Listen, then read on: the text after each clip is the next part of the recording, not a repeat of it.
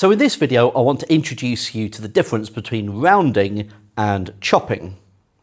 Now, I expect everyone knows about rounding. So rounding to a certain number of decimal places, rounding to a certain number of significant figures. But the word chopping might be a little bit alien to you. If you have heard of the concept of truncating a number, then chopping is identical to truncating. These two things mean the same. But on this OCR MEI specification, the word chopping is used rather than truncating. Okay? So let's make it as clear as possible. If we're considering the number 4.27351, if we are to round that to one decimal place, then we go to the first decimal place, we look to the number to the right. If it is 5 or more, we round up, right? So this would be 4.3, rounded to one decimal place. Chopped or truncated just means you chop it, right? So you go, okay, well, to one decimal place, so we cover up the rest, and so it's just 4.2, okay? And so it would just be 4.2 to one decimal place if we were chopping. To two decimal places rounding, 4.27, the number to the right is less than 5, so we round down to 4.27. Chopped, 4.27, chop away the rest, and that's what we've got, 4.27. To three decimal places, go to the third decimal place. The number to the right is 5 or more, so we round up, so 4.274. But if we were chopping, three decimal places, chop away the rest, 4.273.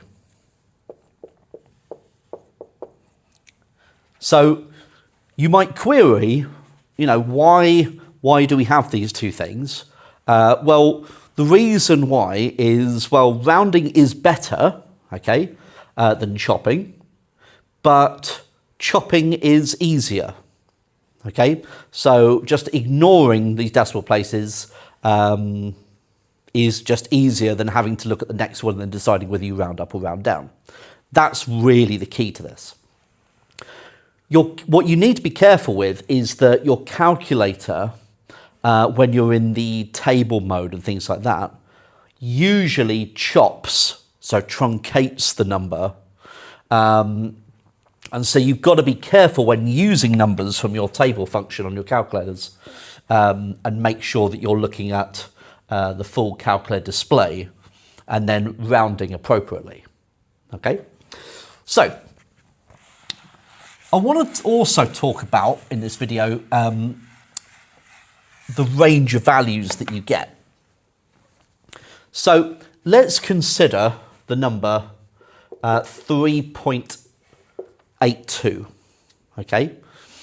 So if this number had been rounded to two decimal places, so let's say it's been rounded to two decimal places, and this is what I've got, then what range of values could the original number have been?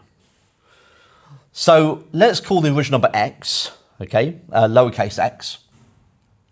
And that could be anywhere between 3.815, because if it was 3.815, you would round up to 3.82 to two decimal places, wouldn't you? Okay. But that's definitely the lowest it could be. So that is less than or equal to x. And anything up to, but not including, 3.825. So if it was 3.82499999999, you would still be rounding that down, right, to 3.82. So 3.825 is kind of like your cap, but if it was equal to 3.825, then you'd be rounding up to 3.83. So x could be anything in this range, okay? If instead it had been chopped, so chopped to 2 decimal places, what would the range of values be now? Well, if it had been chopped and everything else had been removed, then the lowest that could possibly be is 3.82. Okay, so if it had been 3.81 anything, we would have gone to 3.81, right? So 3.82 would be the lowest it could possibly be. So x would have to be greater than or equal to that. But then it could go up to, but not including, 3.83. So as long as it was 3.82999999999999, if it was something like that, you would still chop away all those 9s and you'd have 3.82. Okay? So you need to make sure you can identify the range of values, whether the number had been rounded or chopped.